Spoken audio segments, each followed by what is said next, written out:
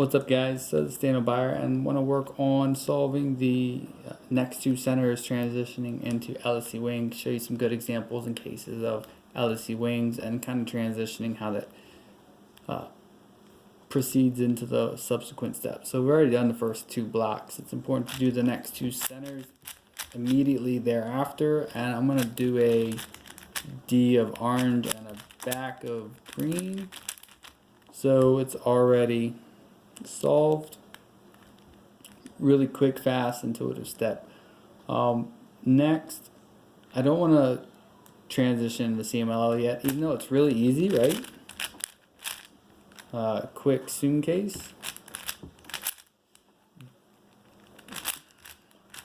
So let's go ahead and transition into the next step of rather than doing the soon case. I just want to emphasize that it's important to not do CMLL before it's ready, before it's time.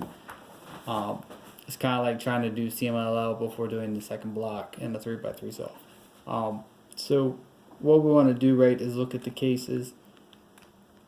I already see I've got a bad pair, and I see that I've got another bad pair. So I see that neither of these pair line up. So what's interesting is that I'm looking at my DF slot, and I'm looking and I see that its match is right above it.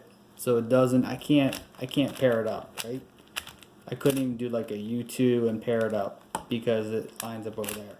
Same thing with this pair, the green, and I'll cancel out that move in a minute, but my green red pair doesn't line up either. But what's interesting is that these pair, although I'm not able to solve those two pair, I can solve another pair, another set of two pair. So I'm going to do and we'll actually look at different options. So there I see two options that I can go with, and I think a third. So I can do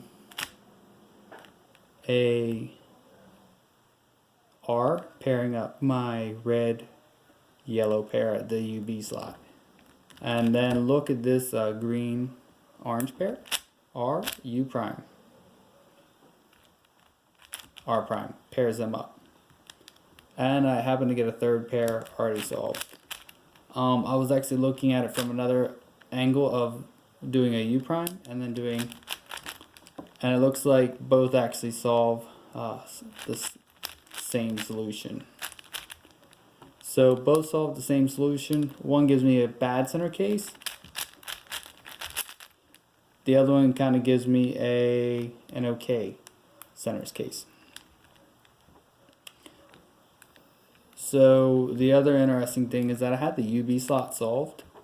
So it actually, I wound up being able to solve three pair and already having the first pair already solved. So now I've got four pairs solved.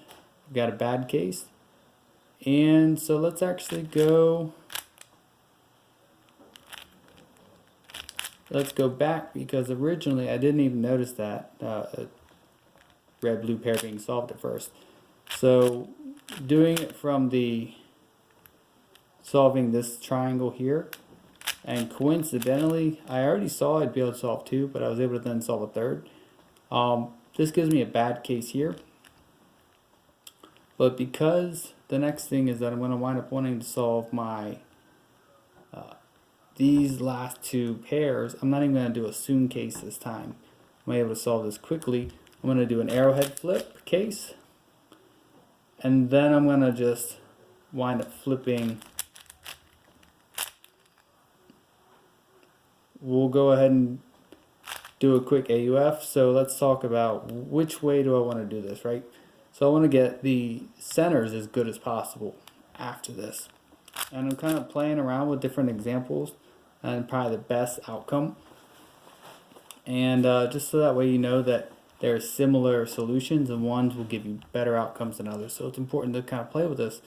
So I could, based upon my center composition, I'm going to do an arrowhead flip with the unsolved pair at the UL slot. I'm going to do M, U prime, M prime. So that way when I do my half bar, I'm going to then transition into an R, U2, R prime. So now I've got all 6 LSEwings solved, and I've got 3 centers solved. Transition to the CMLL, and I've got a case here. So I want to actually treat the red-blue pair as a flipped pair. So I've got an arrowhead case, solve for B, transition here. So now the next thing is that I want to solve both the odd parity and the even parity simultaneously. So next I'll go ahead and I'm just showing you I can trigger with an RU2 R prime, or I can trigger with an L prime U2 L prime. So I'm going to trigger with an L U2 L prime U2 L U2 trigger. Rotate RU2 F2 RU2 F2 L prime U2 L U2 R2, and then finish up with solving the last 2 centers. Both those cases wound up giving me half bars for solving the both odd parity and even parity simultaneously. So it was just kind of, and I'll post the links to those algorithms of how to execute them.